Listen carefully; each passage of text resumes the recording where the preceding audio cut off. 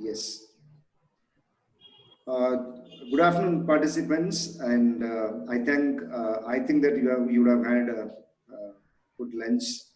Sincere apology from the organizing committee that we made you waiting till 1:30. We are extremely sorry. And from this moment onwards, from this session onwards, you will have only academic deliberations. And morning we wanted to close it by for now before 11 o'clock, but unfortunately it went up to 11:50.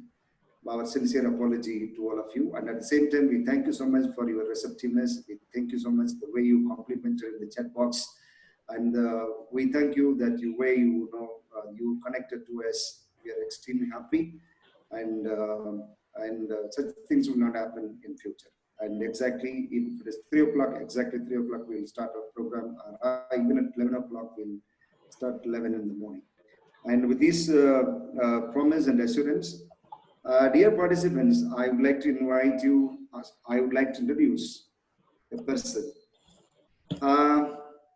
We extended our warm invitation to this person, but unfortunately due to her personal and academic commitments, unfortunately she could not accept our invitation. And this person, now probably by this, you are seeing the person on the screen, and the person is the eldest daughter of an erudite, an eminent professor. For the last 4 decades, he had been an erudite, an eminent professor who is known to every literarian, all the senior literarian in the country or across the globe. And this erudite professor had been or has been the founder principal of Mannar Thirumalai College. So by this time you would have understood whom I mean. And we requested her to be the resource person, but unfortunately she could not attend it. But today morning I called her. I requested her to be the moderator of this session. She pleasantly accepted. Thank you, madam. And welcome, Professor. Yes, I'll come back to you. And at the same time, the organizing committee must be very thankful to her because it is she who introduced the guest speaker for the afternoon session. And both of them are very close friends to each other. And now the committee, every member of the committee also become very close friend to our afternoon speaker. Now, I would like to introduce the moderator here. Dr. Sumati K. Sripati is a multidisciplinary qualified person with wide knowledge on language and learning skills.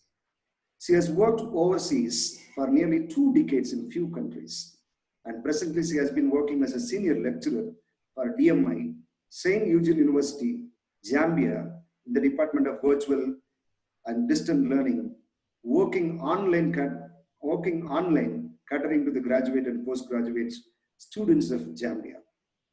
The whole lot of students of the 10 provinces of Zambia are taught from studios, specifically structured for conducting virtual and distance learning, many thousands of miles away.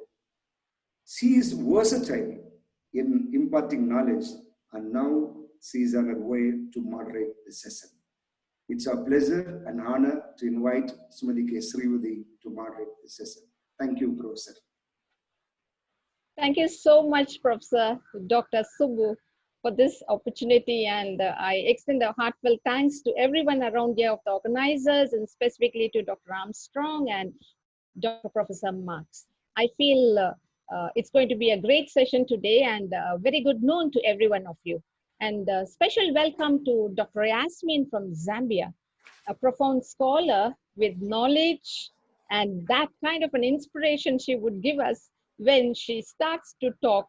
And she is sometimes like a real competitor for me. I have listened to her speaking in ZAM and many of the forums, specifically for international sessions, when we share topics on sustainability or anything of concepts of major issues of Zambia.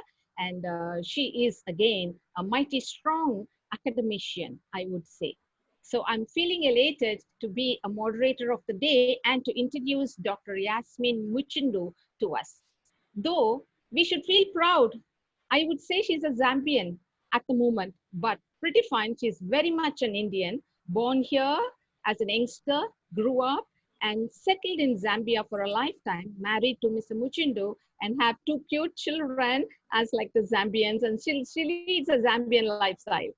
That is something awesome of her and very interesting to know about her. And then pretty fine, a native Indian from West Bengal, born, brought up Kolkata. And imagine she has rose up to the level to be the director of e-learning at Ruzungu University. This is a very wonderful university to take note. It is that university where our very first Zambian president, Mr. Kenneth Kaunda, KK, educated and graduated.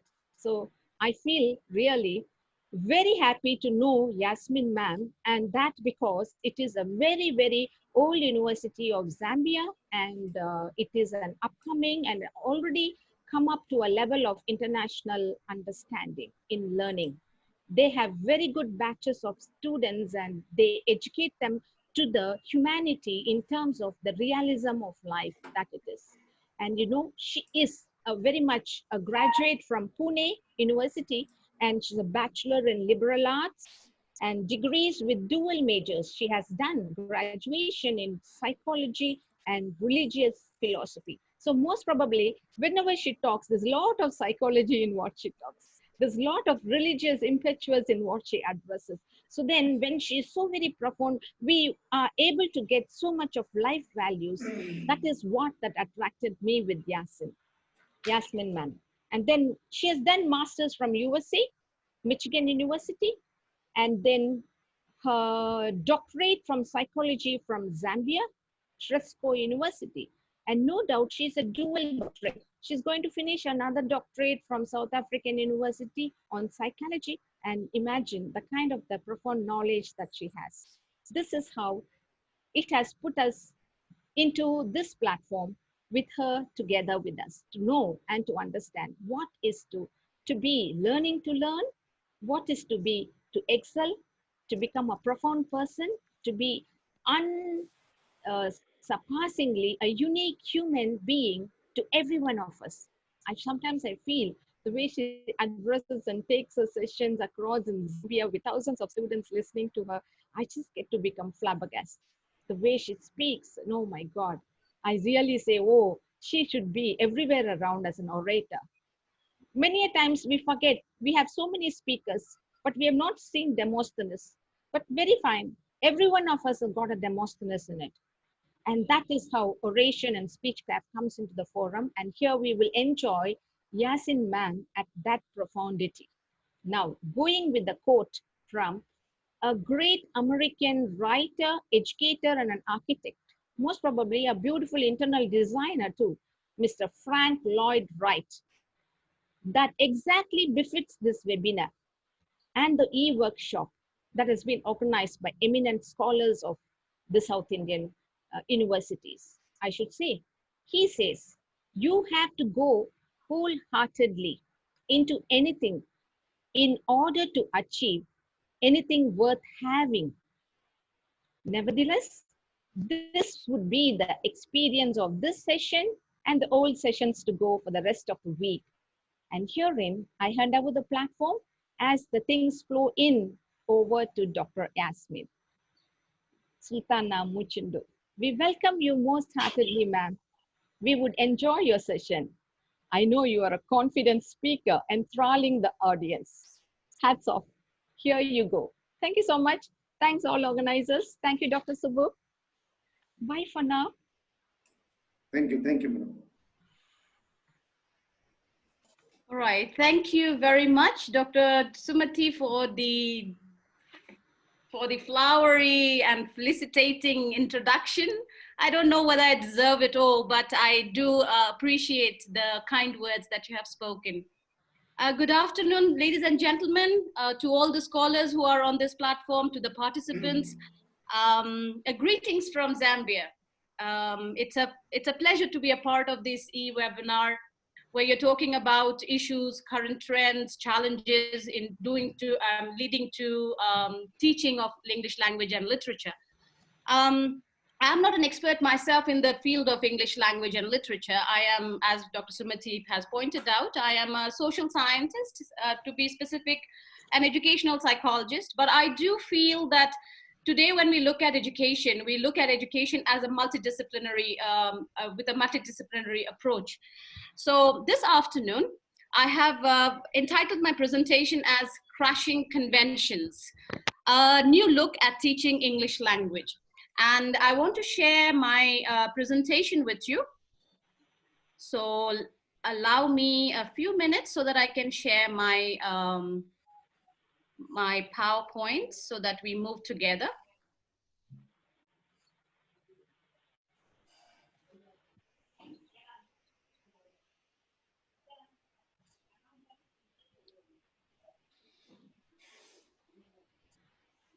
All right. So I hope I am audible. Everybody can hear me. Dr. Subbu, you can hear me? Yes. Very much audible. Okay. Right. So here we go. This is my topic for this afternoon. And as I mentioned, I am really thankful for the invite to this particular webinar by the organizers. To start off with, let me just trick your brain a bit in terms of language. We all know what language is. Language is a medium of communication. It's a medium through which humans, specifically Homo sapiens, transmit their thoughts to one another. Language doesn't only get limited in terms of transmitting thoughts to one another, but it's Lera Brodowski basically says that language we speak shapes the way we think. So that basically tells us that language is a very, very imminent part of our existence, because if we need to communicate with one another, we need to transmit our thoughts, we need to put it in a certain language. Now, when we talk about certain language, there are about 7,111 languages spoken around the world today. In India alone, I was surprised. In my research, I came up with 121 languages spoken, out of which 22 are scheduled languages, according to the 8th schedule of Indian Constitution. Sorry to disturb you. You have slides here? Slides are not visible. Our slides are not visible? Okay, yes. Let me...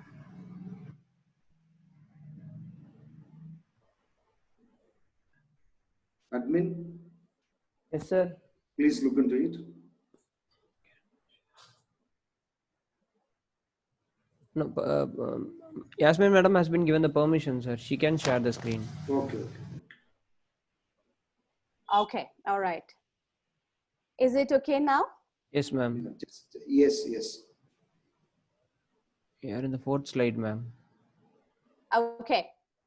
Now you put it in slideshow mode. Yes. Okay. Yes. So as I was saying that in the world, we know that language is one of the mediums of communication and transmitting our thoughts. So if we want to communicate with anyone, any human, we have to transmit our thought into a language. And in the world, like currently, there's a survey that was basically published by Ethnologue in January, which counted about 7,111 languages spoken around the world currently. In India alone, we speak about 121 languages, out of which 22 languages are scheduled languages spoken by about 96.71% of the total population of India, and 99 other languages which are put in the other category, which is spoken by 3.29% of the total population of India. Now, when we look at this demographic data of languages, out of all these languages, 7,111 languages, English is one of them. Now, to define English or to describe English, it's a West Germanic language that was first basically spoken in the early medieval England, eventually which became a global lingua franca. And Dr. Subbu may actually touch that point that English, if you don't know how to speak in English, you are really not going to communicate with anybody and anywhere. Okay, so it is the global lingua franca. So it's decided that if I want to communicate with the global world, global community, if I want to transmit my thoughts, then I have to learn English language. Then the question that arises is, so who will teach us? Who teaches me to communicate, to transmit my thoughts to the global community? The answer is English teachers, of course, English teachers. Now, copious amounts of literature are available on the ways, methods to teach English language to a learner so that he or she basically can efficiently and effectively communicate with the global community and transmit his or her thoughts and ideas. Also, adequate focus has been laid on the areas of language learning, like phonology, morphology, semantics, accents, vocabulary, etc., everything. But as I told you that, you know, I'm not a linguist, but I am a social scientist. So basically, being a social scientist and specifically an educational psychologist, my concern is with the entire learning and teaching process of English language. So have we, the teachers, educators, gurus, professors, along with the task of teaching English language, adequately assisting or have assisted our learners to become human beings? So that is where my question is. So I'm beginning to wonder as a person, you know, to tell you the truth, we had a very heavy dosage of postmodernism by Professor Ravichandran in the morning. And this particular presentation, I wanted for us to have a conversation, a thought-provoking conversation, more than a lecture. I want us to actually introspect into our education system, into our lives as teachers, into our lives as students, and think about these questions that I'm posing. So when you talk about the way we are teaching English language, is it only that we are producing writers, poets, literary critics, novelists, or are we also inculcating in them the value of human life, to become a better human? You know, to quote Manly Hall, one of the Canadian scholars, he says, words are potent weapon for all causes, good or bad. So by teaching English language the conventional way, we have given the learners or the people who we are teaching the weapons in their hands, but have we taught them how to use it? That is where my question is. India has the highest rate of suicide in the Southern East Asia region. According to an article that was published on the 11th of January this year in the Economic Times, they said 28 students on an average committed suicide every 24 hours during 2018, the year 2018. According to the National Crime Records Bureau data analysis, the year's figure was 10,159, the decade's highest rate. So what's happening? Why are we only teaching English?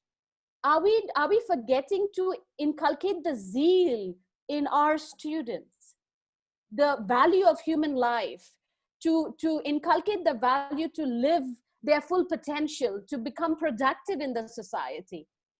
So when you talk about, I have actually provided you with certain web links, which actually talks about really disheartening news, where you're talking about a professor molesting students, where you're talking about principal being accused of molesting students.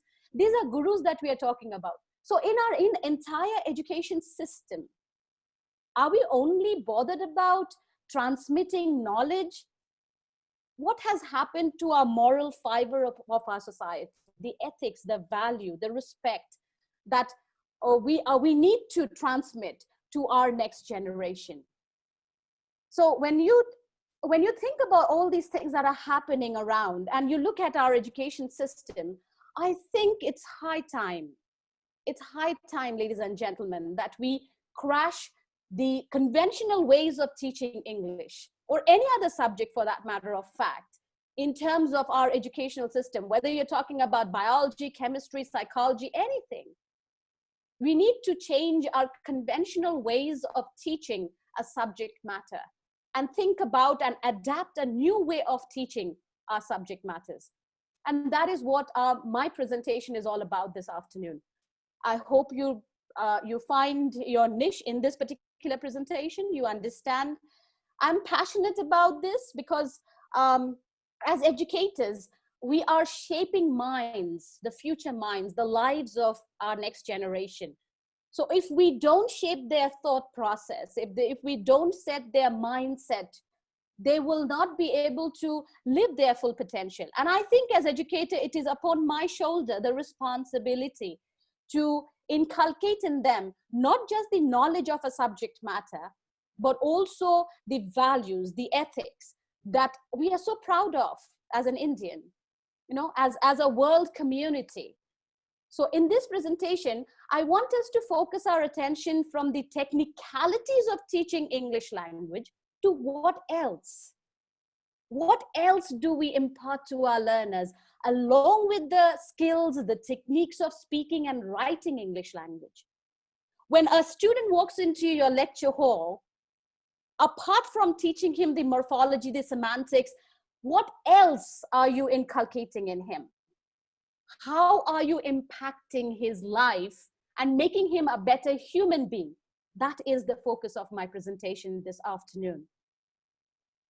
And I just want to put across to you, like, you know, scholars from the discipline of psychology and pedagogy equally have continuously emphasized and advocated the overall all-round development of a learner. That is, you know, you're talking about cognitive, affective, and psychomotor. We are taught about this when we are doing our teaching methodology classes and lectures and courses, that you are supposed to create learning objectives from all the three domains equally so that you are able to suffice for them, for your learner. However, when we look at our learning system, it has become so mechanical. We have simply forgotten that we are shaping minds and lives of next generation of humans, that we are dealing with human beings, that we are dealing with people who need to relate to another people, who need to be productive in their social environment, in their social circle. When I think about it, when I think about my own college, university days and college days back in India, and equally sometimes here too, I can count on my fingers how many times my professors actually smiled at me and said, "Good morning, Yasmin." What has happened? Our education system has become a giant photocopying machine. Year after year, we are producing, and you're producing Xerox copies in thousands. Knowledgeable people. We have laid so much importance on the cognitive facet of education. And here and there, somewhere here and there, we have paid a little bit of attention on the psychomotor aspect by pushing in a little sports day here, a little play thing here, you know. But I think, in my opinion, we have completely neglected the affective domain of our learners, which actually gives them the skill to become a better human being, to relate to people. I will give you an example.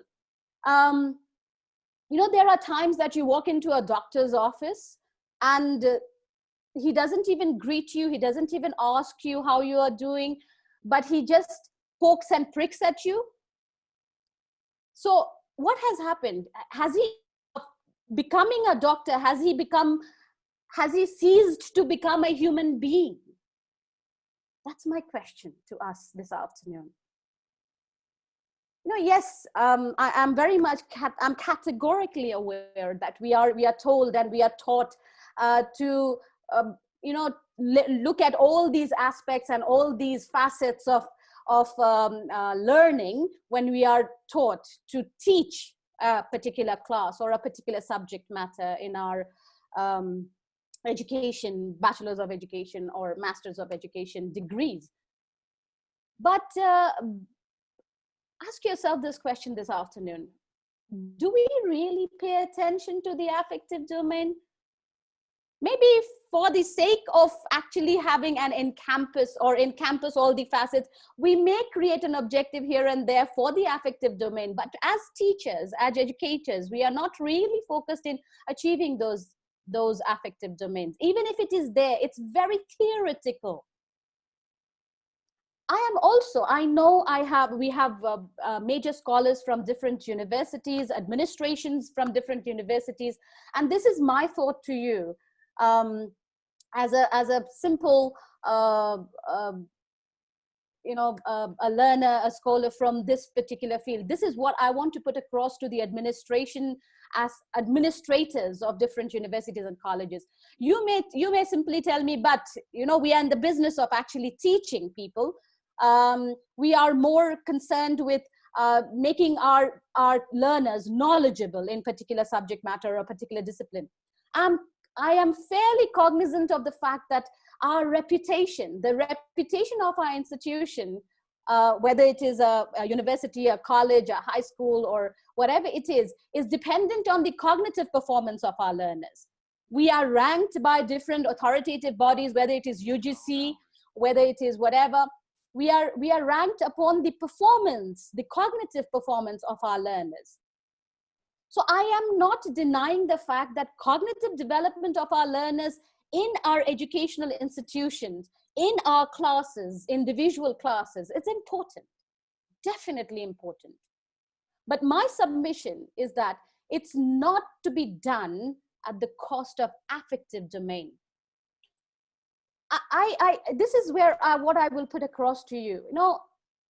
What is the use of producing literary giants, authors, writers, poets without a heart? I was listening to Dr. Armstrong's deliberations this morning, and what he said, one of the quotes that he mentioned from Mother Teresa really touched me, and I remember it. He made mention of the fact that Mother Teresa said, you need to teach with a heart. We need teachers with heart. So what is the purpose of producing a writer without a heart, a scholar without the passion for his society? This is what I want to prove to us this afternoon, that in making our students a better human being, we are not inhibiting their cognitive development. We are not diverting from our major purpose as an institution, as educational system, or as an educator. But by making them a better human being, we are actually fostering both their development and their affective growth. I am encouraging each one of us, by the study that I want to actually share with you and the findings that I have come across in this study, I hope by the end of this presentation, I am able to convince you that by facilitating a child or a learner or a student's affective domain, we are actually catering for both their cognitive and affective growth. We are not just producing a scholar, we are not just producing a writer, but we are producing a responsible human being who is a scholar or a writer. So what I want to share with you this afternoon is a study that I did in Zambia amongst 6 Zambian universities, which basically included 556 university students. And I want to share the background that I built on this particular study that I did. What you're seeing on your screen is the pictures related to an individual called Theodore John Kaczynski. He's a famous case study in terms of social scientists, particularly psychology, in the field of psychology, because he's a very novel case. Kaczynski was a prodigy. He was a mathematics prodigy. He finished his schooling, he finished his education at a very early age. He went into Harvard School at the age of 16. By 21, he was graduating with his PhD. by 22, he was already working at a university. By 25, he was associate professor of abstract mathematics. Now, at University of California, at that time, he was the youngest professor in the field of abstract mathematics. But unfortunately, he just worked in that particular station for 2 years, after which abruptly he ended his career and went into a secluded place, which you can actually see the shack that he built himself in the mountains of Montana. He built himself this little wooden house which had running water and which did not have running water and electricity, basic living amenities. He secluded himself from the society. A genius with all the cognitive abilities to help and promote and bring progress to the society. But he secluded himself to this remote place and started living there. And asked me, what did he do while he was there? 17 years that he lived in that particular shack, he actually began a bombing campaign. He used to target airports and universities. He's actually nicknamed as Unabomber because he would send letter bombs, which you can actually see on the right-hand side corner of your screen. He used to send these letter bombs to these specific places, public places at a university or a airport, and then cause harm to the society. In his 17 years of terror, he basically killed 3 people and injured 23 people. So what happened? Fabulously genius. There was nothing wrong with his cognitive aspect, I'm sure. So what happened? Did his teachers, his educators did not inculcate in him the values and the skills to live in the society? Where he began to where he took the path of an antisocial, utilized his cognitive abilities to bring harm to the society rather than good. My next case study is Andreas Lubetz. Andreas Lubetz is more recent because I'm sure most of you may remember the plane crash in 2015. This was a Germanwings flight which actually crashed into the French Alpines. This is Andreas Lubetz. This is the co-pilot who locked himself up in the cockpit when the captain was away and crashed the entire plane with 144 passengers and 6 crew members. 150 people, 150 lives. Crashed into the French Alpines, killing himself and the others too.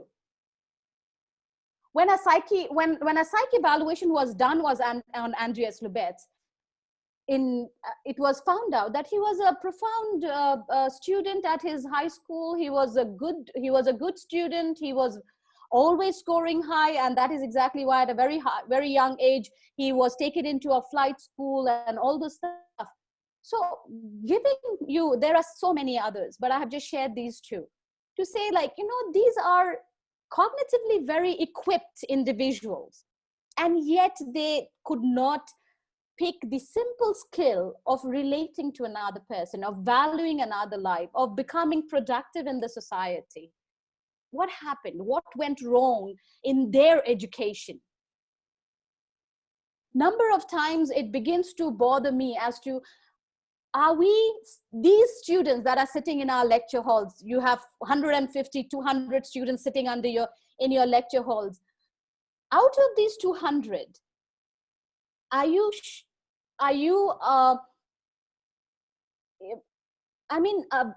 are you sure that they will come out okay? They will be productive individuals, and and a pedophile is not sitting in your class, or a sociopath is not sitting in your class?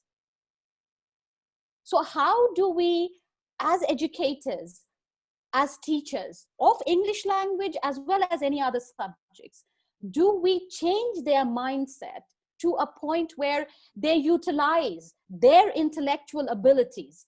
They don't have to be geniuses, but they utilize their intellectual abilities for betterment of the society.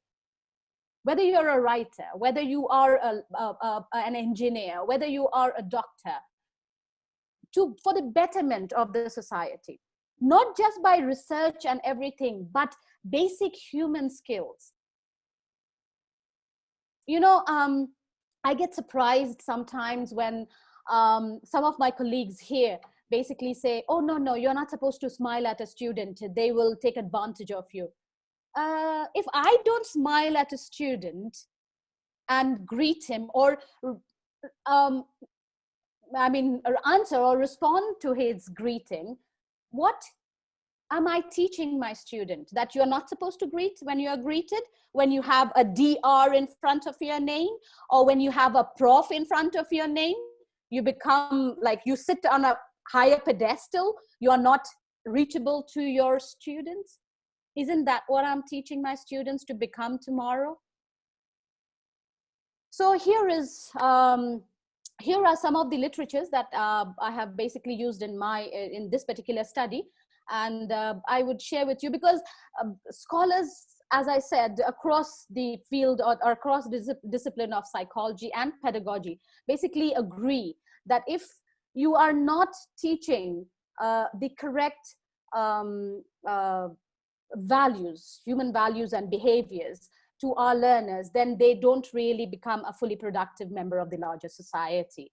So to basically read out, I don't want to read out each and everything because I want to leave adequate time for question and answers. I will just read a quote from Srivastavan Bhatt.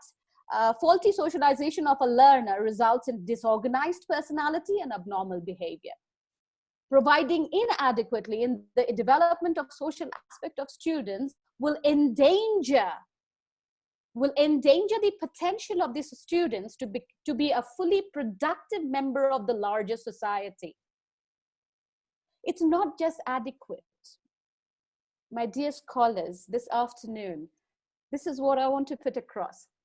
It's no longer adequate for us to just produce cognitively cognizant people.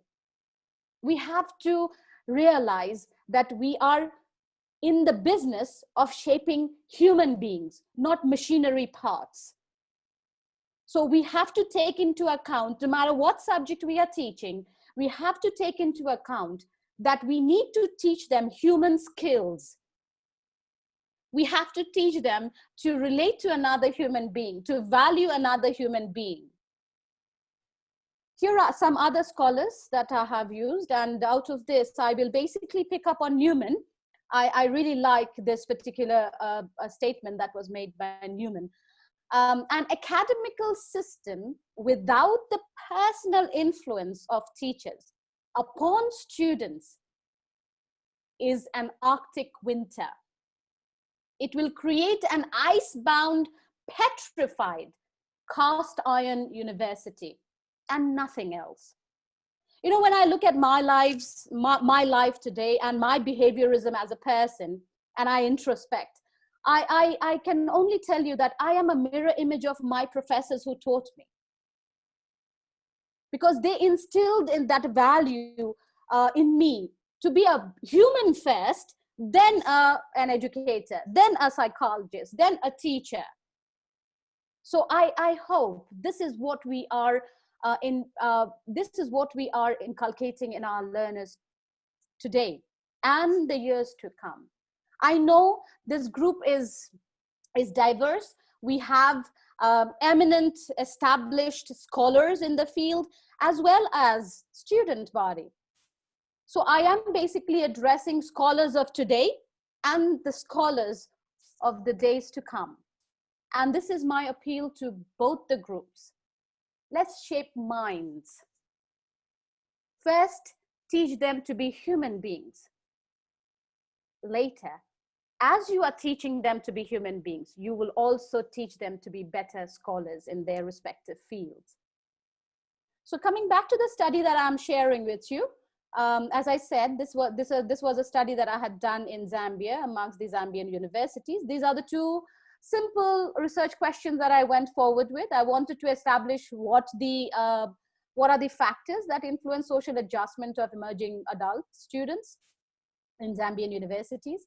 And what is the relationship? You know, being academician, the first question that comes to you is, okay, fine. Remember, the core business of a university is to foster academic growth, foster scholarly growth. So I wanted to basically establish that there is relationship. There is relationship between social adjustment and academic performance of students. So in a way, when we are trying to foster or cater for the social adjustment of our students, we are also catering for their academic performance, which is our core business as an educational institution.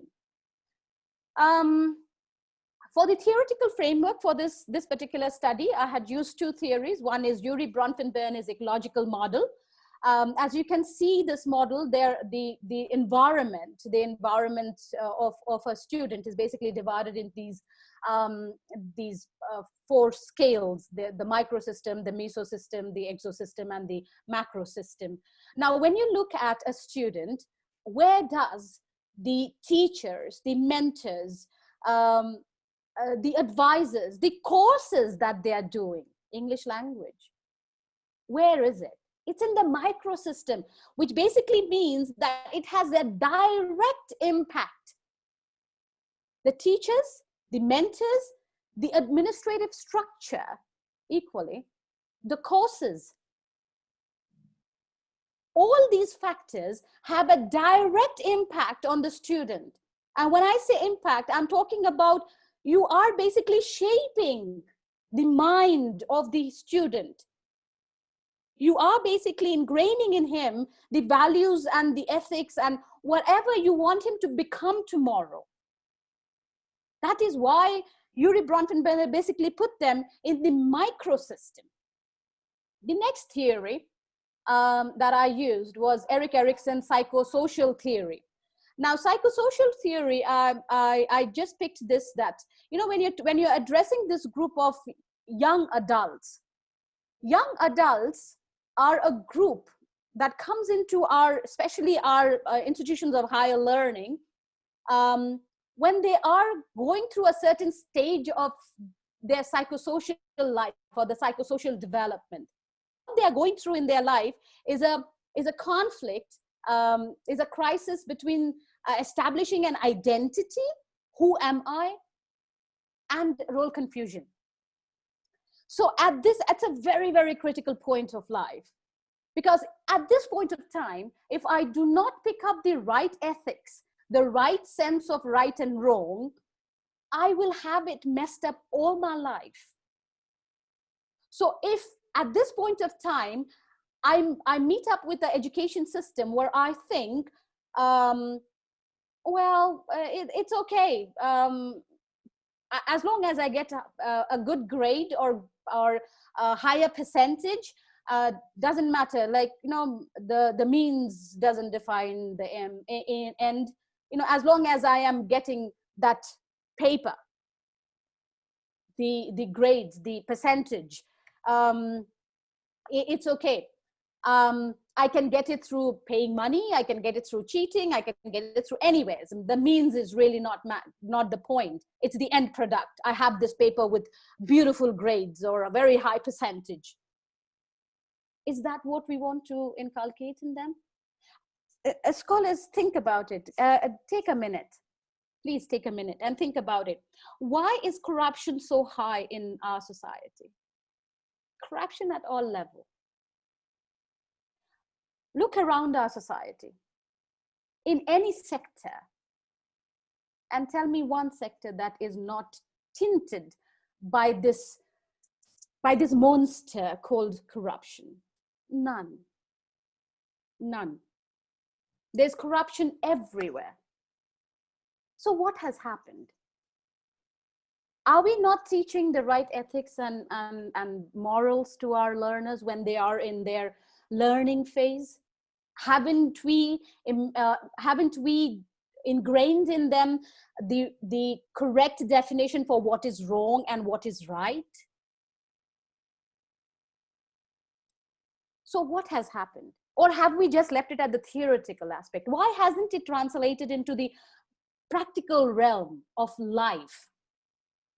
So this is where I have taken the identity versus role confusion, because it lays a lot of importance on our shoulder as educators of today and tomorrow, that we need to give them the right tools so that they can develop a good identity. When they identify themselves themselves with the correct morals, with the correct ethical parameters in their lives.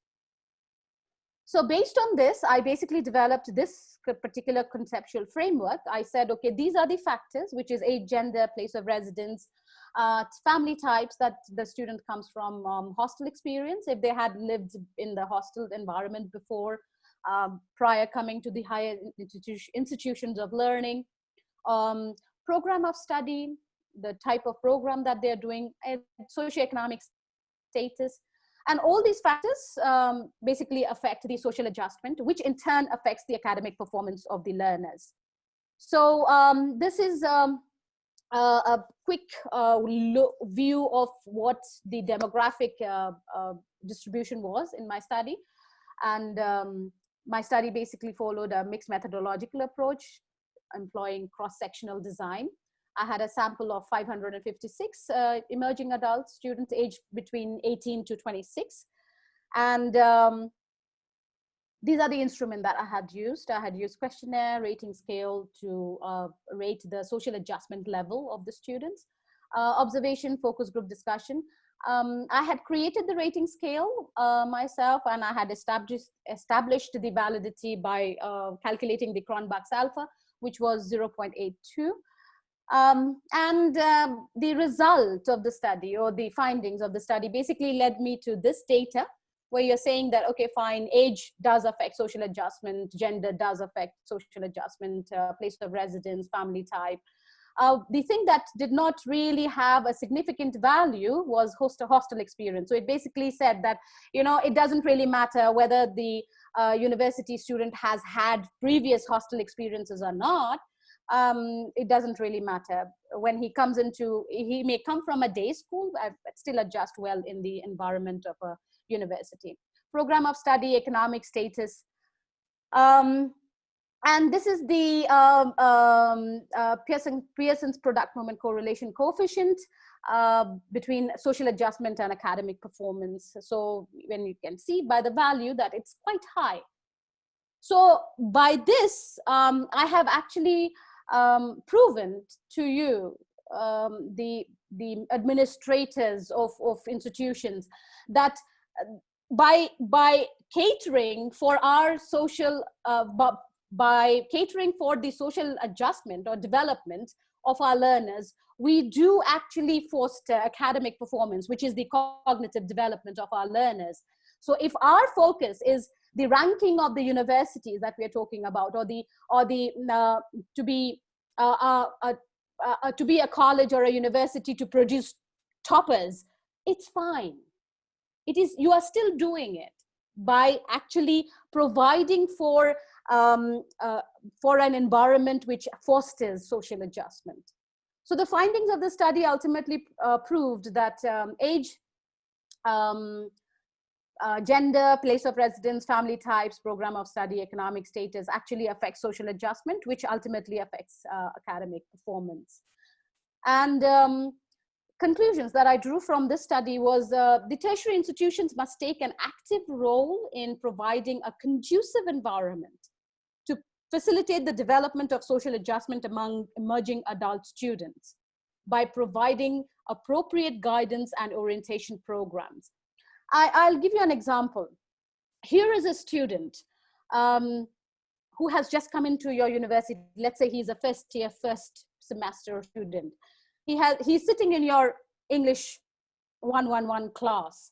And he comes from a deep-seated village in Tamil Nadu, where he has the knowledge, but he doesn't know to speak the language with the flair and the accent and that a city kid sitting beside him is talking with. So even if he has the knowledge, he doesn't have the confidence.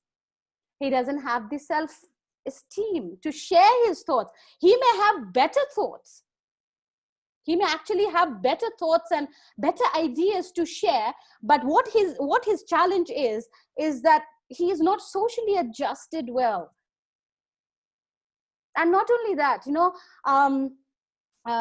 when I was doing my bachelor's in India, when we used to sit in these classes, here you have this mixed group of people who are students coming from the city oriented environment, and then those that are coming from the rural settings. So here you have ladies dressed up in the modern jeans and t-shirts and things like that, and there you have a person coming in half sari with a chandan tika on the forehead, and throughout the semester, when you get to know that this person who is attired in the rural setting may not be able to articulate her thoughts and ideas in the most affluent manner, but has brilliant thoughts, brilliant ideas. So my suggestion basically is to the university administration, or even to educators themselves, not only of English language, but of any other subject matter, is that we provide appropriate guidance and orientation programs. Maybe we can spend a few weeks with them, orienting them to the new environment that they're coming in, instill in them a better self-esteem so that they can carry themselves out more appropriately and with more confidence. Provide mentorship programs. We need to, mentorship program is more popular and very well known in terms of I think master's and PhD doctorate level programs. But when you talk about the bachelor's level, I am not very sure if mentorship program is actually functional, or they are implemented or not. Where you as an undergraduate, first year, first quarter, actually are put under the mentorship of a certain person, where you are taught not just the knowledge, but the skills of living. You know, if I take you back to our olden days, when you talk about the learning under the gurus in the ashrams, you know, where you would actually live with your guru, your teacher, where he doesn't only teach you the mathematics and the astrology and the language, but he also teaches you how to cut wood in the forest, how to prepare a fire, how to cook your food, you know, the basic life skills, how to relate to another person in the same ashram. So that is what we are talking about, mentorship programs, sensitizing the community about the adverse effects of creating academic pressures. Us as Indians across the globe, we are notorious for this. We are notorious for this. As an Indian, wherever I go, I have really often been asked this question that, oh, so your parents actually told you what you had to become, or they chose a career for you, or they laid a lot of pressure on you. I really do not know what to say. During my time when I was growing up, yes, definitely. I was told what career to take. I was pressured in performing very, I mean, I had to get good marks in my subjects. There was a lot of pressure from your parents, from the society, from your teachers. Okay, you really could not be a moderate performer. Otherwise, you would not find your place in the society. So competitive exams and things like that. I don't know. I haven't been to India for quite some time, and I really do not know what is the state of academic pressures in the Indian society today. Are we still like that? Do we still push our children to perform extremely better, overlooking their academic, proficiency or intellectual abilities? We set very high goals for them. So sensitizing the community. A perfect example would be the movie Teresa.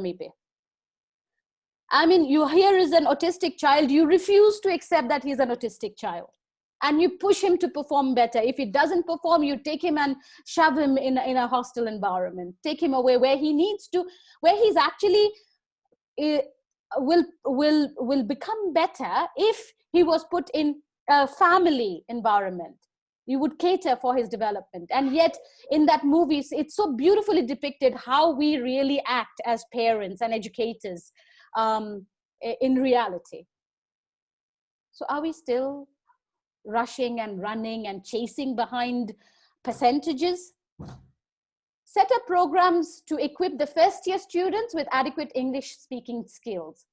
Believe me, the fluency of your language, how well and how proficiently you communicate with one another, it basically instills in you a certain level of esteem, a certain level of confidence, so that you project yourself and your ideas and your thoughts with more confidence.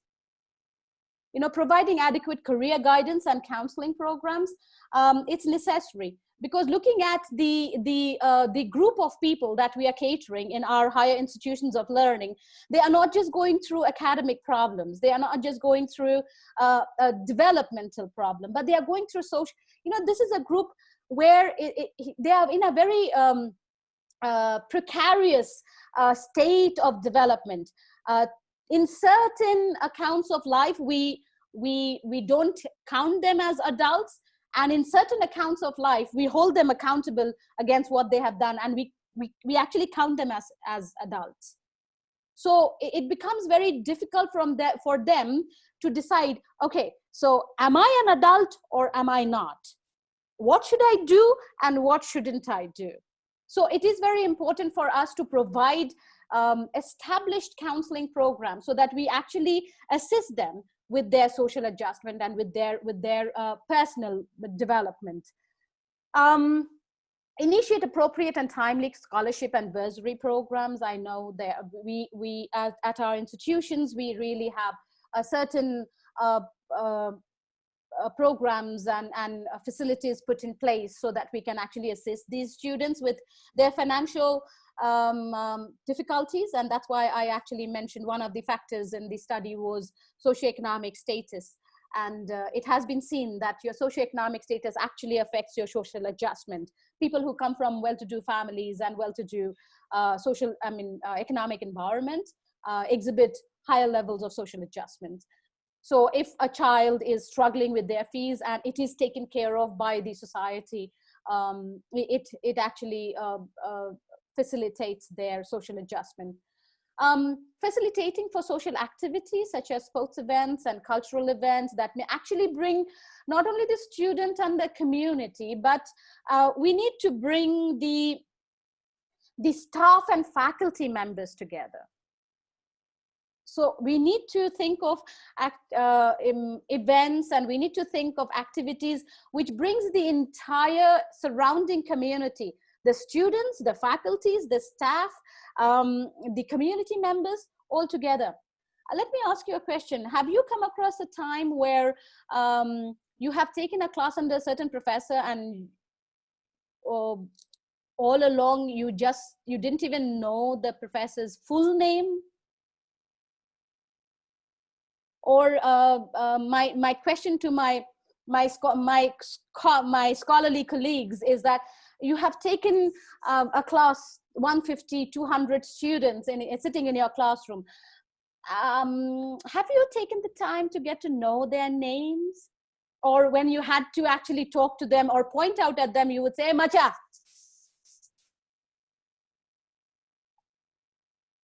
Why?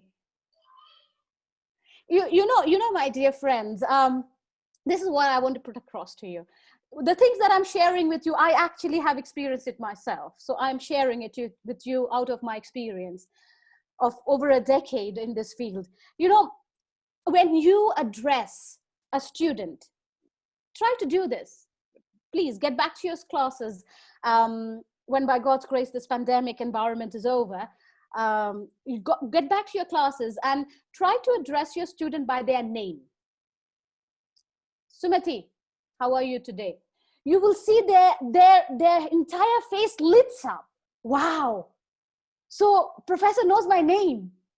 You know, it's not just the happiness that you are putting in them. You have put a new zeal to work better, to perform better, to be better, not only as a student, as a human being. You have made his or her day just by smiling and calling him by their name. Your students should not just be faces in your class. They should be faces with names. It's difficult. I believe me, I tell you, and I will accept it that it's difficult. It's definitely not possible for you to know all your students' name semester in and semester out. And you're teaching these large number of students, 150, 200 students in your classes. But make an effort. It makes a difference. There are several times that I have tried to address my students and I have got the name wrong. But believe me, that effort that you have actually tried to get their name makes a lot of difference. So this is what I'm basically putting across, that you know, the higher institutions of learning, and especially when you're dealing with a learners group who fall into the bracket of emerging adults, you need to recognize the importance of social adjustment. We need to recognize that these are the future leaders of tomorrow, and they have to be equipped not just intellectually, but we have to equip them with social skills too. So as a concluding thought, this is what I want to leave with you. I completely concur with the prominent scholars and experts from the field of psychology and pedagogy. And this is what I would submit to this elite group of participants, including the scholars of today and the scholars of tomorrow, that the most important task of the contemporary education system is to help build individuals who will not only excel in intellectual sphere of life, but will also be responsible citizens of this world, respecting humanity and being productive members of the society. Thus, it is the task of the contemporary higher learning institutions and those that are a part of this learning institution and education system to equip the students of today into becoming responsible and productive social beings of tomorrow. Believe me, my dear friends, it is upon our shoulders. The future of our society, not on the knowledge ground, I leave that to the experts, but as an educator, this is what I want to put across to you, that the passion with which you are living your life, transmit that passion into your learners. The passion, the ethics that you are living in your life, transmit that ethics into your learners so that they become not just remain at the level of just being another member of the society, but they are responsible to take the society of today to higher heights. So with that, these are the scholars that I would like to give credit to, from whom I have taken materials from. And with that, I would like to say thank you very much for your attention and this opportunity to share my passion, my thoughts, my ideas with you, with the support of empirical data. I hope you have enjoyed this presentation, and hopefully you have taken 1 or 2 points out of here. So thank you very much for your time, and thank you, Madam Moderator. This is where I end. I have provided my email address to you, so if you like, if you have any questions which I may not be able to answer right now, you can always drop me a mail. I will definitely get back to you. And otherwise, thank you very much once again. Nandri, Rombo Nandri. Thank you, thank you, thank you. Please remove the screen. Yes, sir. Yes, yes. I will. Sumati ma'am, please unmute your mic. Dr. Subbu, have I gone beyond time? No.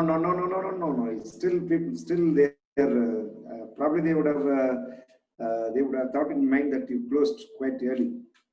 Even if you continue for till 5 o'clock, they will be listening to you. I did want to. I actually was cognizant of the fact that this is afternoon. Yes. We have just eaten our lunch, okay. And you know, physiology takes over our body. You made it very lively, and plenty of compliments in the chat box. Thank you. Sumati ma'am, please unmute your mic. Please unmute your mic. Yes. Please go ahead. Is it done? Yes, Am yes, I right? yes, yes. Okay. Yes, yes, please. Okay. Thank you so much, Dr. Muchindu. Yasmin, you did it and you rocked the show. It was so very informative. I should say the thought process with your language skills you put forward to the psychology of learning and to learn and to excel. It was something wonderful of you, right? It was such a pleasure being here, and so much of affective domains getting to become affected with your cognition. Oh, awesome it was. Shaping human minds and not to make missionary skills. A truth well said. So then now we go forward with the questioning, as there are so many questions from very many. The very first question was the third question I took note, but I bring forward because he is a literary scholar of South India and foremost professor of University of Chennai, Dr. Armstrong. Okay, Yasmin, doctor, his thought is just a simple one, but yet a big difference that you can create and create a kind of a motivation for our researchers, our scholars, and then give a vibrant ground for the, what do we say, our teachers to think about. Because that I have worked in Zambia, I keep working, I know what it is and the levels of expectation, right? Here, his question is from Dr. Armstrong, highlight the differences and similarities between students of India and Zambia. It's a good question. You can take a good go on it. It's a very good question. Yes. Should I take, can I respond? Yes, yes. Okay. Thank you very much for that particular question, Prof. It's quite interesting for me because I keep making that comparison in my mind, even though I haven't been asked openly ever before you did. And I know you are thinking from the mind of academician, you know. There are marked differences and yet there are similarities. The differences would be, I will just point, there are quite a few, I will just point out for the matter of time. I'll just point out some of the most eminent ones that I have actually, that has projected out to me in these past 10 years that I have been in Zambia. Respect. I think the the value and the respect we give to our teachers in India as an Indian student is much higher. I haven't taught in any other parts of the world, but I have taught in Zambia. In Zambia, their stratification of respect is not the same way that we do in India. Because in India, my guru is almost like God. You know, I sit at his feet for knowledge. I am his student, and that's where the concept of Guru Dakshina and all those things come from. So it's a very reverent place that we put our gurus. That's not the case with Zambian students. Zambian students take you as, okay, you have the knowledge and you are giving it, and that's where it ends. That's where it, I'm sure Dr. Sumati will understand what I'm talking about. Very much. Like in India, I'll give you a simple gestural example. If I touch my teacher anywhere, even by mistake with my feet, I have to bow down and, you know, sorry. How could I touch my guru with my feet?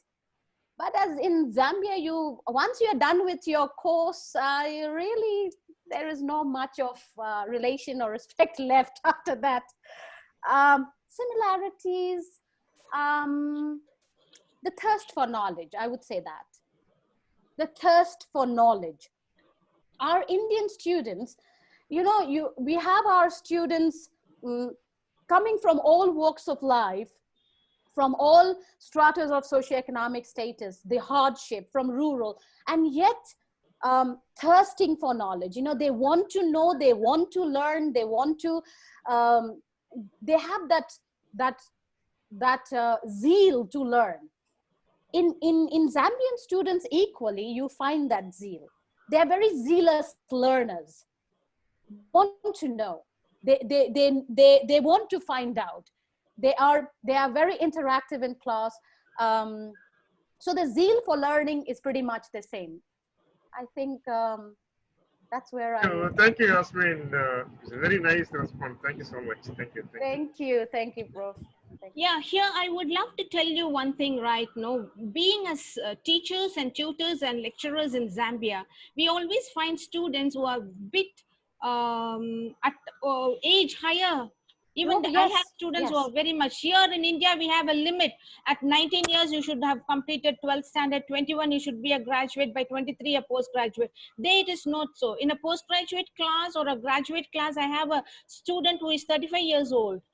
So then they are like friends, and we cannot be imposing and creating raised voice situations, and we cannot even demand. They like a lot of respect. But of course, they are very respectful students. They even bow down to us very badly.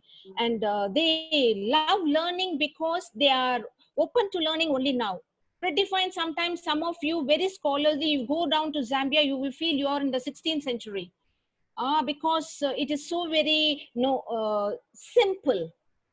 So very simple.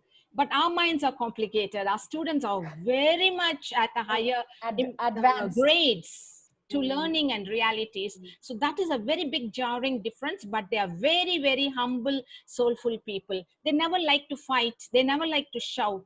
They just beg a lot, not like our students try to find fault. That is again a very big difference, and you will really enjoy working in Zambia. All the scholars in India will love working in Zambia because you are so knowledgeable. You are like gods for them. They treat you like gods. That's one thing. Ma'am, I go with the next question. It's quite a simple one. I have about 10 questions. Hope you will love to answer them in a short, brief interactions, okay? Or interpretations, I should say. It is from Saluru Josna. How a teacher can understand a student's psychology in the classroom while teaching? This is a very interesting question. We as a teacher are psychologists. I don't know how you take it up, ma'am. I think the answer that I would give you, Jyotsna, is that is it possible to understand every student's mentality? if you want to, let me put it that way. If you want to dedicate that time and effort, if you want to take that effort to actually understand your student, it's very much possible. It's very much possible. All you need to do as a teacher is to open a way for them to relate to you. If you distance yourself by means of your title, by means of your position, if you distant, they will maintain that distance. But when you open a little leeway for them to actually form a bond with you, they will. And when they form a bond with you, they will, sometimes some of them, the extroverts, will come up and share their mental status with you, their psychological state with you. Others, you may need a little bit of probing to get into their lives. Because I'll give you a simple example. When you walk into a class and you see this student who is very lively and is always bubbling with joy, suddenly sullen and not really participating, you immediately know that there's something wrong. But do you, as a teacher, my question to you, Jyotsna, is do you as a teacher take time to find out, go to him and say, hey, what's wrong? What happened? That's all it takes. Thank you. Yeah, the next question from Rachana Vasudev. She talks about OTTP. I think that is Occupational Therapy Training Program. Okay. This OTTP platform in shaping languages and values. And she says, moreover, there is an usage of the slang language through stand-up comedy. How do you take it in relevance to learning? How to educate students if they're going to use that slang, or what would be your okay, how the is usage relevant of, to OTTP? okay, my comment or perception or observation on that particular OTTP, or the usage of slang for disseminating information, or stand-up comedian, which has actually become very popular in India. I see some of the episodes myself on web. And what my perception would be, Madam Rachana, is that, you know, it's about what you are trying to put across. You can use the most sophisticated and felicitated language and yet insult somebody and demotivate somebody. And, you know, words have the power to make you or break you. So you choose your words, the types of words that you are using. I'm particularly giving you my opinion because you have posed this question to me, is really not that much of a relevance. Dr. Sumati, you can come in and give your opinion. I'm sure you're an expert in the field of language, but this is what I say. You know, when you are using these mediums, are you using it to make a person or break a person? I can use the most flamboyant language, most big words and flamboyant words, and yet insult you. So what have I done? I have broken you as a person. But using the same slang or same thing, am I building a person? Am I making a person feel better? Am I instilling in the person a little bit more self-value than he already has? So it's really a difference in perception, how you as an individual view it. All right, ma'am. I think that would be that's a good thought, but there was someone to say that slang heightens verbal skills. I don't know how it is, but anyway, certain times we cannot use too much slangs. It will have the syntactical deformities coming up. Gets into cognition. Not only that. Yeah, absolutely. I think I will actually add a thought to what you have just projected. Too much of slang. Actually, Dr. Suma, too much of anything in life is bad. Yeah, sure. Anything, whether you're talking about food, whether you're talking about anything. So too much of anything is bad. As individuals, as human beings, that is why we actually always talk about moderation. Yeah. Try to live your life in modem, you know. So because as I told you, a copious amount of literature and research, empirical research studies have been done on the concept of how the language we speak shapes our thought. Yes. You know, Yes, so absolutely paramount for us to note that we need to speak well so that we have it shapes our thought well. You know, that is why I had actually taken the example of suicide rates. I mean, what's happening with our young generation? Why are they so demotivated to live life? What has happened to the zeal in them? You know, so maybe we are not inculcating in them the zeal to live life, to be who they are, but yet be productive in the society, to find their value, to find their place in their own societies. Yes, ma'am. Yes, ma'am, that's a very good answer from you. But then I think this answering of yours is also the same question asked by Mr. Mir Masudul Hogg. He asks a question, he is placing a question, language, thoughts, relationship. How does language influence thinking? I think you have said that answer now. Yes. So, yes. I think I will just direct. It's a different field by itself. It's cognitive science and psychology, linguists. It's a multidisciplinary approach, but very contemporary field of research. What I can do to Mr. Huck is that I can direct him to the body of literature and research that is available. He can actually look up the works of Lera Brodotsky, LeraBrodotsky,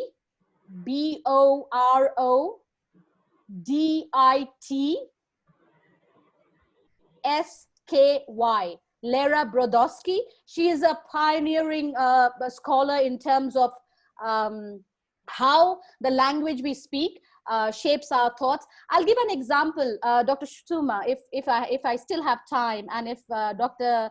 Subbu allows me. I'll give you an example.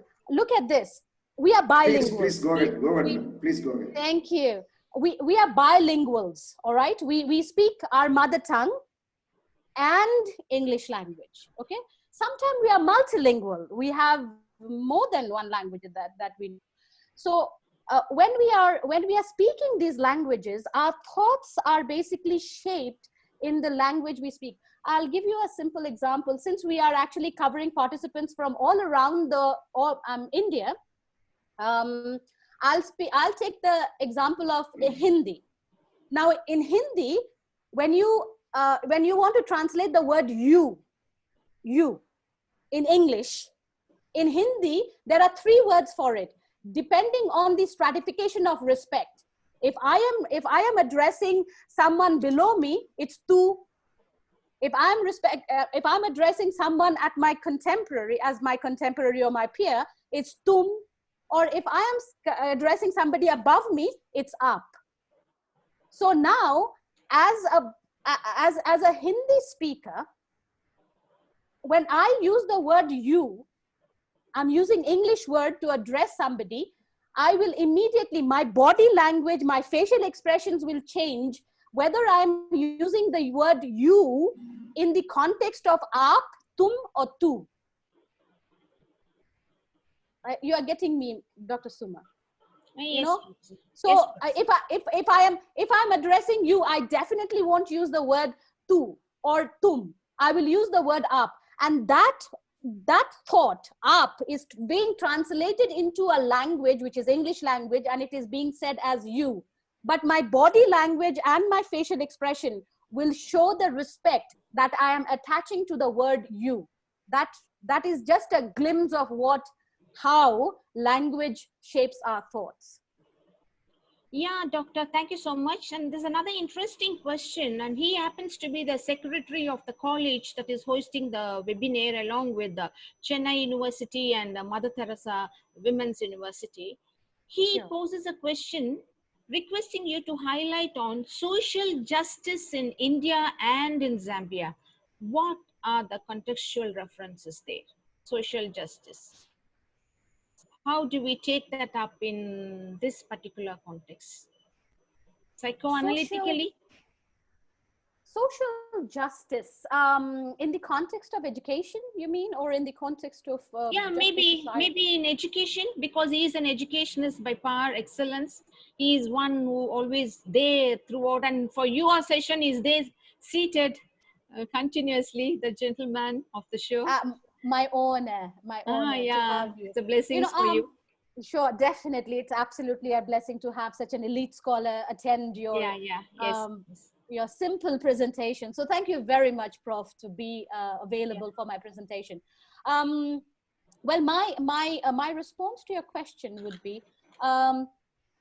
much emphasis is laid actually on the social justice aspect, definitely in India and in Zambia. In terms of the implementation level, um, uh, in terms of the implementation level, I would say being falling under the same strata of economic status as countries. India is a developing country, Zambia is a developing country. Um, they strive to attain social justice in all realms of their working and administration. Um, Equally in education or any other aspect of their society. So I would say it's work under progress. That they actually try by all means to attain social justice. Yes, ma'am. Yes, ma'am. Yeah. Were you able? Were you Yeah, able I'm to able hear to me? hear. Yeah, I'm able to hear you. But social justice in any one example or standpoint of view you can express. Okay. In the Even context of, psychoanalytically in your standards. okay, in an example, I think in terms of the little that I have understood of um, No, the kind of the social justice, we always have the protection that we take from Zambian labor office or anything for that matter, UNICEF. It comes running to any Zambian for that matter, but not so in India when the population is so wide. Many are going unknown to the reality, where in Zambia it is well known. No. But this is what I wanted to put across. Yeah, definitely India is struggling to Sure. keep up in meting out social justice because Yes, of the numbers that we are dealing with. In Zambia, it is more easier because they are just dealing with 17.3 million people as a whole country, and being in the African region, they have all these major world organizations coming into aid. So you have UNICEF, WHO, UN, and all those stuff. But what I'm saying, what I was trying to put across is that at the planning level, both the countries, I think, strive to give and mete out social justice to its citizen at the optimal level. But in the implementation level, well, as you have just rightly put, India is struggling with the number. That's their major challenge. Whereas Zambia, it's much more prominent, where you're talking about whether you're talking about the national authorities, organizations, or the international authorities and organizations. This is how I understand it, and this is how I will put it. In terms of creating the education quota system that we have in India. Do we still have it, Dr. Sumati? Yes. In higher institutions and these, Higher Education Authority. Yes. We are trying to cater for the development of all these spheres and streams of the society. Okay. In Zambia, they don't really have stratification of their society, but they do have tried to mete out this particular justice in terms of gender. So they have certain number of seats or number of positions reserved for just ladies. You know, they try to bring equal equality in terms of the gender distribution and things like that. Yeah. Ma'am, shall we move to the next question? A lot of questions for you. I have taken about 10 to 15, but I do not know I can put forward. Why not you be very, very short and precise with just two crisp words for them? Sure. There is one question from Dr. Chakravarti Raju. He asks, flair and accent for normal conversation is essential, but then many hesitate. Why? Dr. Chakravarti, is really flair and accent necessary? That's my question. If you see the entire training. Right, not only training, I think it's Practice. Practice, yes. If you have learned that same way, and language we learn through hearing. Sure. Okay. Yeah. So believe me, Dr. Chakravarti, it's for me as a person, flair and accent really does not matter. What matters is, have you communicated what you wanted to communicate with your audience? Have you put it across? If I will tell you truthfully, I'm a Bengali. And in my mother tongue, I don't have the word V. I don't have the word V. So if I am supposed to pronounce with a mother tongue influence the word love, I would say love. I love you very, very much. That's me. That's me being a Bengali. But when me being a Bengali, that being my mother tongue, when I speak in English, I make a deliberate effort to speak the language properly enough that I do not distort the meaning, neither do I distract my listener. Because if my accent become a distraction to you, then I haven't effectively communicated. So what has my accent done to it? Yes, thank you, ma'am. That's a good thought. There's another question from Vandana Sukiji. Isn't disability a factor for social adjustment and academic performance? Isn't disability a factor? It is. Absolutely, Yeah. it is. Yeah. Yes, it is. Yes. Definitely. Yes. Definitely. Yes. Because if I don't count myself as a learner, if I cannot count myself amongst the so-called normal average people with that disability, then I definitely it's a factor. Definitely, it's a factor. Yeah, there's another question based on Boys Locker Room by Poonam Markar. She says, how are teachers expected to handle adverse behaviors from students in classroom? And why do they move towards incorrect path? This is their own issue of the mindset. They're going to the incorrect path. But in our field, we actually when you're basically doing special education and you actually do it in the light of psychological studies, there's a category of learners who we put under the heading of learners with emotional and behavioral challenges. So you have these category of children who's cognitively fine, who is affectively is disturbed. They are children who need special attention to correct their behavioral challenges or emotional challenges that they are dealing with. Mostly children who come from disturbed family background or homes, or have had a traumatic experience in their childhood, usually turn out to be these children who are children with behavioral and emotional disability. So you have a specialized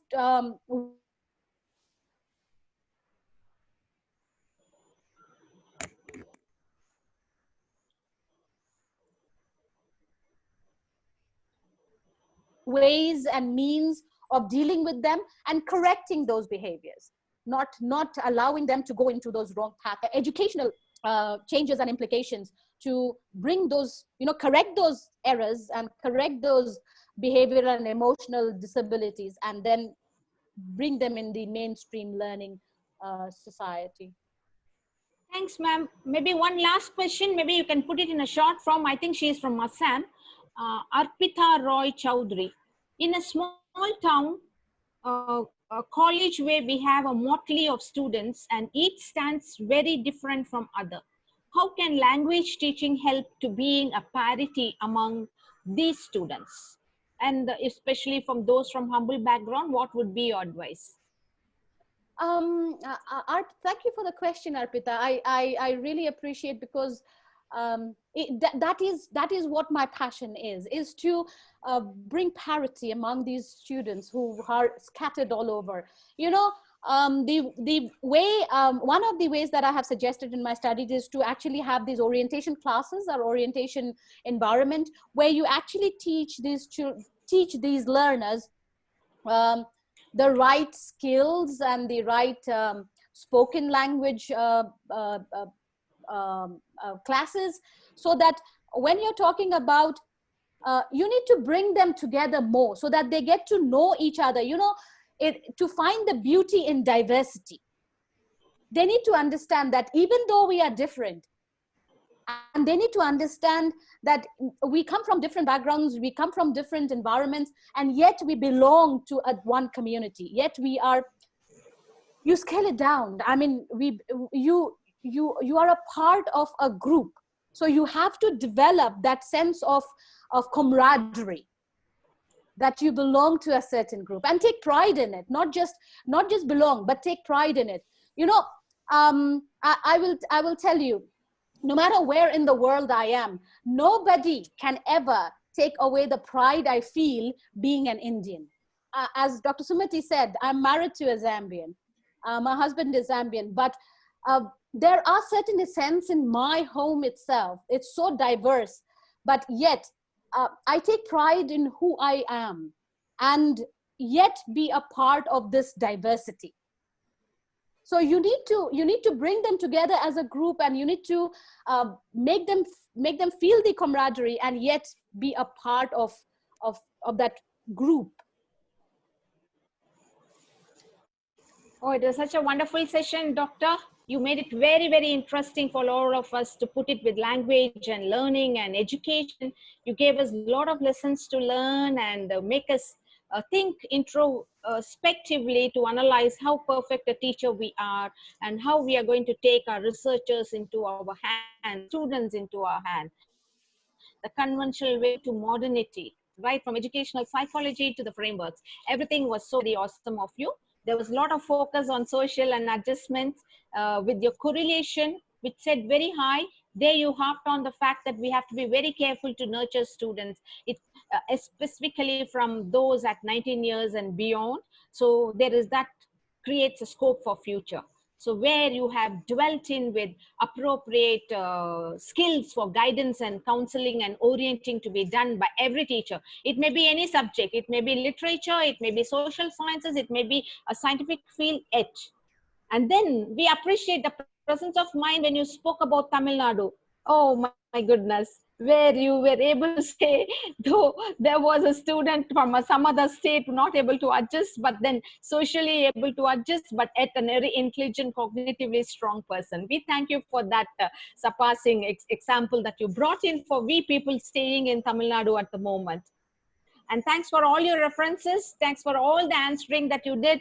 And finally, like Pearson's correlation, I would say that the most important task for the contemporary education is, and for the system of education, is to help build individuals with sensibilities in excellence to humanity, humanness to life, though they would be competing in the intellectual spheres of life, and also be responsible citizens in the world, which lies in the hand of us, the teachers. And I thank all the participants. At this particular point, I would say there are still more than 350 participants. It's an awesome experience being there, and appreciate all the participants. And as well, thank you is a concept that all love with gratification we enjoy to say one another. Thanks for this day. Thanks for this moment. Thanks for this occasion. Thanks for the organizers. And thanks for the beautiful technical team from Mannar College. Everything wonderful. thanks for Yasin ma'am for having flown from miles and miles and miles away. It takes 14 hours or 18 hours to reach Zambia, I know. But yet you are so very near. The world is small. Thank you so much and a very fine evening to every one of you. Bye for now. See you tomorrow. Thank you. Thank Thank you. you. Thank you, ma'am. Thank you. Thank you. Thank you, doctor. And an announcement from the host team. And let us have the session at exactly at 11 o'clock. Please join us at 11 o'clock tomorrow. And there are a few comments which I'd like to register here as one of the organizing secretaries of this webinar. One of the comments that from G. Aruna, gladdening and interesting session, Yasmin ma'am, and well coordinated by Sumati ma'am. Gratitude to both of you. And one another comment from Suju, my hearty congratulations to each and every person for organizing a marvelous webinar. And I could see that such a way our secretary sir has been sitting with us right from the first minute to the last minute. And though he has crossed 72 plus, such a way he is enjoying this session. Now I could see a halo around him. That is why that made him not put a question like this. Thank you, ma'am, for entertaining and enlightening us. There are plenty of appreciations, plenty of compliments, all praise for your sessions. But one comment, one praise that inspired, would have inspired all the participants here. That I tell you, probably you would also enjoy that comment from Anthony. And he made a comment on your speech.